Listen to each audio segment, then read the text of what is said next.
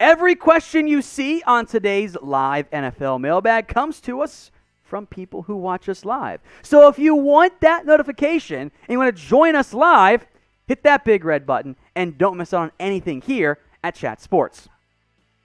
From Gaming and Blogs, is Kyler Murray the NFL MVP? I think he's in the discussion. I think Murray has taken the leap forward. He looks like the guy that we all thought he was probably going to be, or at least could be, coming out of Oklahoma. He's taken that next step forward in year 3, much, much better this year. I think that Justin Herbert, Tom Brady, maybe Josh Allen, who's been a bit inconsistent this year, maybe a Dak Prescott, all in that conversation too. I'd lean Herbert or Murray right now are your favorites, but both those guys, very strong contenders there. Speaking of MVP, from Rashard Lee, Dak for MVP, and Trevon Diggs, Defensive Player of the Year. If Diggs even keeps up something similar to this pace, yeah, he's going to win. If you get to double-digit INTs, unless Myles Garrett goes for like 17 sacks, it'll probably be Diggs. Dak for MVP, they've had almost too much success on the ground. I think will hurt him a bit in that race. Timothy Mullen, if Derrick Henry goes for over 2,000 again, is he a lock for Canton? Ooh. Also, does Dallas get 2,000-yard receivers and 2,000-yard rushers? We'll start with Henry here. Look, Terrell Davis basically got in for like a 3-year run. So, honestly, no one will call him a lock. But even if his career just kind of like tapers off, probably ends up getting in. Now, maybe if he can just ball out. He's already got 640. Jesus Christ. He's going to go for 2,000 this year. Holy shit. Yeah, probably. He's a borderline lock. I'll take the cop-out answer there. I don't think Dallas gets that many.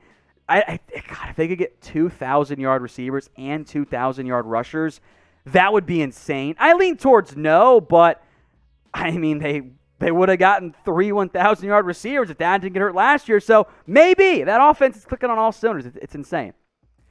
From Justin Perry, it's time to trade Austin Jackson. What would you get for him? That is Dolphins offensive tackle Austin Jackson. I know his stats say 0 sacks allowed. Dolphins fans know he sucks. 24 pressures in 4 games that's season numbers for good offensive tackles. Here's the problem. Who wants Austin Jackson right now? Like, if you're Miami, you're not going to get anything more than maybe a late day 3 pick. Like, you saw what Greg Little went for. You're looking for a little bit more than that. So I think for Miami, you just ride it out, and you hope he gets better. He was a raw kid coming out of USC. He needs more time, but I very much understand the concern. I just don't know if anyone really wants him right now. Now, speaking of trades, the NFL trade deadline is just around the corner, so I'm very curious. Who do you want your team to get before the trade deadline? If you get the ad break here on YouTube, scroll on down and let me know. First super chat, my burner account. Everyone's spamming MVP for my burner account. Has Tyler Biadasz been the worst Dallas starter? Offensively, it's not even close, yeah. And he's been not very good. That's a bit of an issue for Dallas. He gets beat way more than he should as a center. Centers don't get beat that much because they get help, and he's getting just roasted. Other guy I want to mention, defensively before his injury, Carlos Watkins was not playing well at defensive tackle for Dallas. From Big Play Josh, the Giants trade one of their safeties like Jabril Peppers. I think this makes some sense. The Giants have some of the better safety depth in the NFL. And I think at this point in the year, let's be honest with New York. They are not contenders. So they should sell. You've got, and I know they like 3 safety looks, but you've got Julian Love, Logan Ryan, and Xavier McKinney. Those, I think, should be your top 3 safeties moving forward. Go ahead and trade away. If you get like a 5th or a 4th round pick back, that's more than you'd get in the comp pick process. I say yes, move on from Jabril. Trade him. From Steph Curry, if you had to pick one to re-sign, would it be Diggs or Lamb? Oh my God, what a question. CD, I think. Like, there's no right answer here. They're both like you're picking the wrong guy somehow. In the end, the cap's going up. You can afford both guys. You can afford both guys. Don't panic too much there. Looking ahead now to NFL Week 6. What is your betting lock of this week's games? I've waffled on mine. The one that I've settled on, knowing the line will probably end up changing, Bills minus only 5.5. Maybe it's a trap game on the road in prime time. Give me the Bills minus 5.5 in that one. Or, maybe you go Chiefs over in all their games. What's up, Sam? I'll throw it out right now. Give me Jags money line next week. Jags against the Dolphins money line out in London. The home game for Jacksonville. Give me. All right, out in London. There you go from producer Sam. Get your votes in, and once you guys put your money where your mouth is, head over to BETUS and place a bet. You can get a 125% deposit bonus when you go to chatsports.com/bet and use promo code NFLDAILY. So think about it this way. $100 in plus 125 with that deposit bonus, guys. That is literally playing with house money. Even if you get some bets wrong, we all do, you've got a ton of money left over. Chatsports.com/bet, promo code NFLDAILY.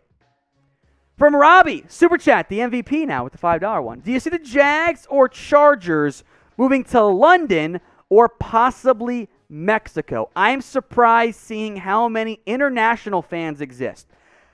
Mexico's an intriguing one. In all seriousness, I think the differing medical situations as it relates to COVID and their protocols might be a negative for a potential move.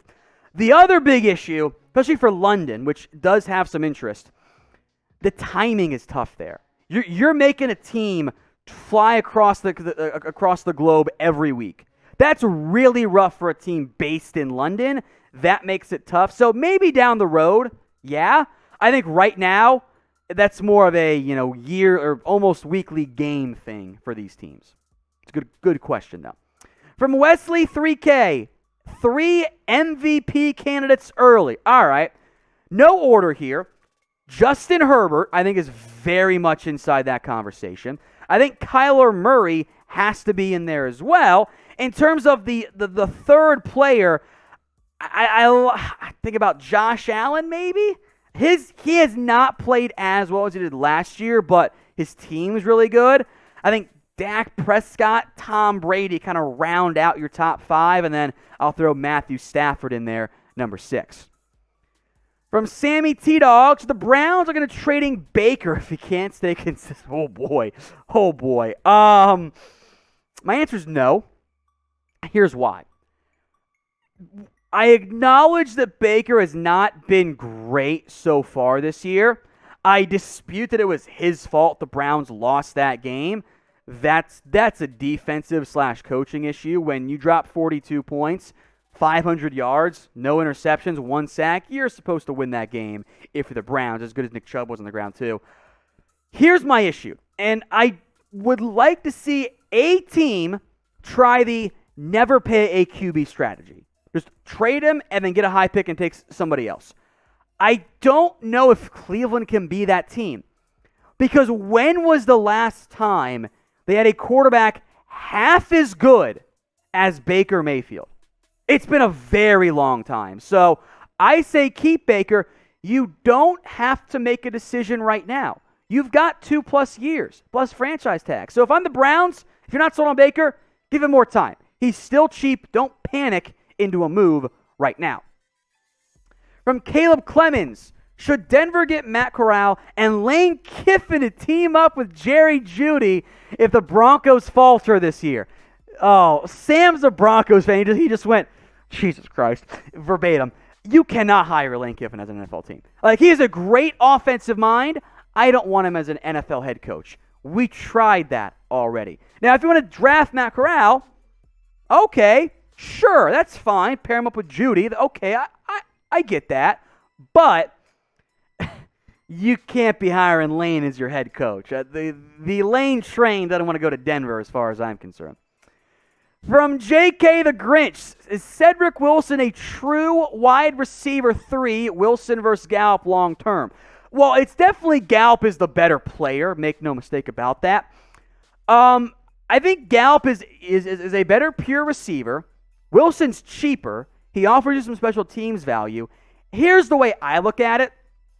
Wilson is not your number 3 target the way that Michael Gallup could be. Wilson could be a cheaper version if you want to maybe retain Dalton Schultz as well. Here's the way to view this. Do you want Cedric Wilson and Dalton Schultz, or do you just want Michael Gallup? That's the conversation, I think, because Gallup versus Wilson, Gallup's the better player, but also going to be a lot more expensive, I think. Remember, folks, the only way to get on today's mailbag is to be a subscriber. So if you want to join us for mailbags, news, rumors, live videos, all that, hit that big red button and subscribe right now. From Al, oh boy, there it is.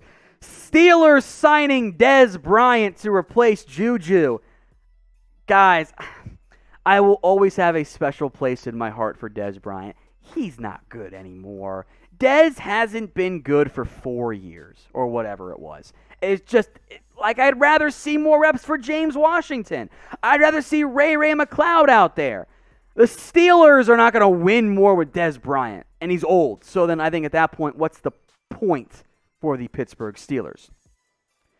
Rashard Lee, Dak MVP, Diggs Defensive Player of the Year. Look, Cowboys keep winning. Dak's going to be in the conversation. From John, what round does Spencer Rattler go in the NFL draft? Spencer Rattler is the new Christian Hackenberg. You like that one, Sam? Yeah, that's who he is. He's got the arm talent. He's a more mobile Hackenberg. He went in round 2. This quarterback class sucks, guys. It's not last year's class. So Rattler should not go pro. He's got to transfer. I don't care where. He's got to go somewhere else and try to right the ship there. There's way too much noise about his personality as well. It's a pretty big red flag for NFL teams. Somebody, much like Hackenberg, will fall in love with the arm and the upside and the mobility. I get that. We can make him into Josh Allen. His processing, it's just not there. I was excited about a breakout year from him because that arm's awesome. He's got a cannon. Makes it look easy. Got that Murray kind of rubber arm stuff, Wilson arm stuff too. But he's just not steady or good enough right now. So if I'm Rattler, I'm transferring and I'm playing somewhere for one more year and trying to cash in again in the next NFL draft.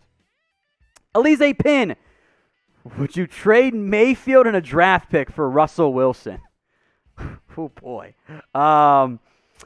It depends on how Baker plays the rest of the year. If Baker balls out, gets it going, then no. If the Browns think that's all they're missing, I think you have to think about it, don't you?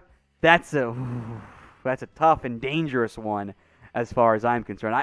I lean towards no, but I want to revisit in 2 or 3 months. From Izzy World, because I assume that Baker was after this year. Anyway, how likely is it that Tyler Linderbaum falls to the Cowboys? The Cowboys will be picking in the 20s. Linderbaum will be well gone. This is bordering on the Kyle Pitts discussion again. Like, I would love to get the elite offensive player. I don't see him falling all that far in the end. That's asking, I think, a little bit too much out of the draft process to have Linderbaum fall. I think he's going to be a top 10 pick, frankly. JK the Grinch, another super chat. Over under Diggs, 10-plus interceptions, also primetime 2.0. Again, I just get worried about primetime comparisons because Dion, I think, is the greatest corner of all time.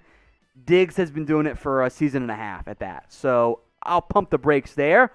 He's already got 6. I think double digits is the right over-under. Teams keep throwing at him. Give me the over. What a time to be alive. From Cesar, your thoughts so far on Nick Bosa this season? Good question. Look, Bosa and both Bosa brothers, we know, are very talented football players. He's got what? He's got what? 4 sacks this year? 5 sacks? He's got look. The sack numbers bear it out. He's been very disruptive in the pass rush as well. Tons of pressures, hurries. He's one of the premier edge rushers in the NFL. And that shouldn't have changed really. Oh, there are the stats. There you go, Bruce Sam. Nice job. 8 TFLs, 5 tackles for loss. He's a stud. We knew that. Bosa is one of the best young edges in the NFL.